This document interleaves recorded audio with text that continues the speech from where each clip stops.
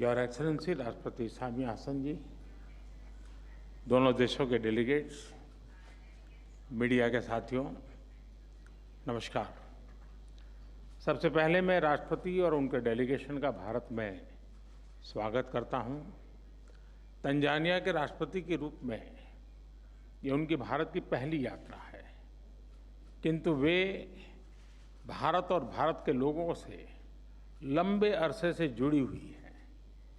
भारत के प्रति उनका यह लगाव और प्रतिबद्धता हमें हर क्षेत्र में हमारे संबंधों को और मजबूत करने के लिए प्रेरित कर रहे हैं। अफ्रीकन यूनियन के G20 में स्थायी सदस्य के रूप में जुड़ने के बाद पहली बार हमें किसी भी अफ्रीकन हेड ऑफ स्टेट का भारत में स्वागत करने का अवसर मिला है। इसलिए इस यात्रा का महत्व हमारे लिए कई गुना बढ़ जाता है। फ्रेंड्स, आज का दिन भारत और तंजानिया के संबंधों में एक ऐतिहासिक दिन है। आज हम अपनी सदियों पुरानी मित्रता को स्ट्रैटेजिक पार्टनरशिप के सूत्र में बांध रहे हैं। आज की बैठक में हमने इस भावी रणनीतिक साझेदारी की नींव रखते हुए कई नए इनिशिएटिव्स की पहचान की। भारत और तंजानिया आपसी व्यापार और निवेश के लिए एक दूसरे के महत्वपूर्ण पार्टनर्स हैं। दोनों पक्ष लोकल करेंसीज में व्यापार बढ़ाने के लिए एक एग्रीमेंट पर काम कर रहे हैं। हमारे आर्थिक सहयोग के पूरे पोटेंशियल को रियलाइज करने के लिए हम नए अवसरों की तलाश जारी रखेंगे। तंजानिया अफ्रीका में भारत का सबसे बड़ा और करीबी डेवलपमेंट पार्टनर है। भारत ने ICT centres, vocational training, defence training, ITEC तथा ICCR स्कॉलरशिप के माध्यम से तंजानिया की स्किल डेवलपमेंट और कैपेसिटी बिल्डिंग में महत्वपूर्ण योगदान दिया है। वाटर सप्लाई, कृषि, स्वास्थ्य, शिक्षा जैसे महत्वपूर्ण क्षेत्रों में मिलकर काम करते हुए हमने तंजानिया के लोगों के जीवन में सकारात्मक बदलाव लाने का प्रयास किया है। इसी प्रतिबद्धता से हम आगे भी अपने प्रयत्न जारी रखेंगे।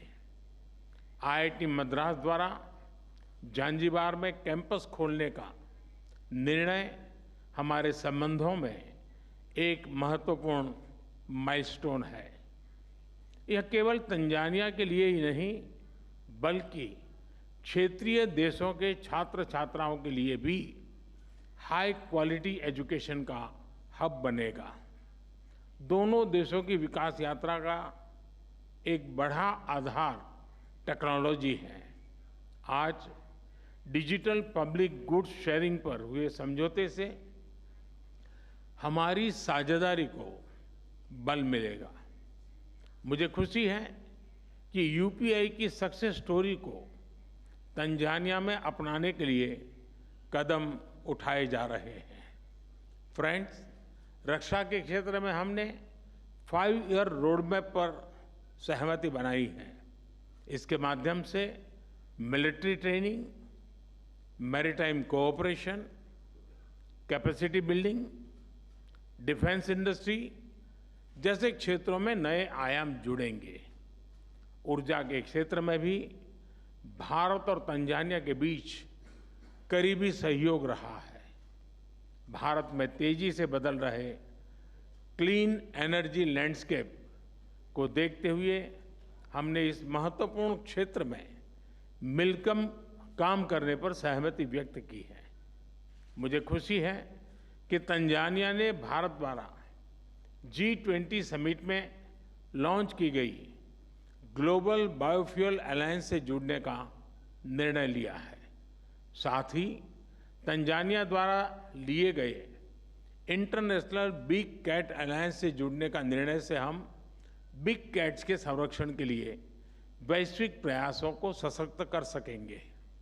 आज हमने स्पेस और न्यूक्लियर टेक्नोलॉजी को जन कल्याण के लिए इस्तेमाल करने पर बल दिया। इन महत्वपूर्ण क्षेत्रों में ठोस इनिशिएटिव्स की पहचान करते हुए हमने आगे बढ़ने का निर्णय लिया है। फ्रेंड्स, आज हमने कई वैश्विक एवं क्षेत्रीय मुद्दों पर विचार विमर्श किया।